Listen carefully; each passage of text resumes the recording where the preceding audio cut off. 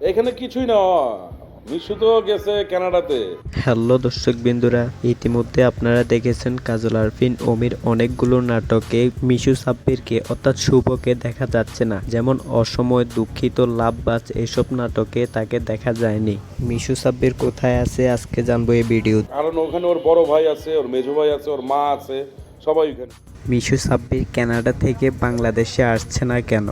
তাই কিছুদিন আগে মিশুর মেজো ভাই একটু শারীরিক দিক দিয়ে একটু অসুস্থ হয়েছে, দ্যাটস ওয়াই মিশু রয়ে গেছে।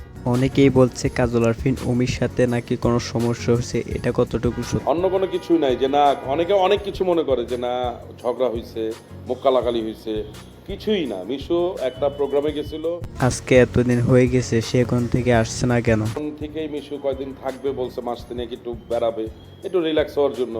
তারপরেই হলে গিয়ে ওর মেজো ভাই একটু অসুস্থ হওয়ার কারণে ওর দর্শকেরা বলতেছে আপনাদের টিমের সাথে কাজল আরফিন অমির সাথে নাকি কোনো ঝামেলা হয়েছে। আসলে কিছুই না।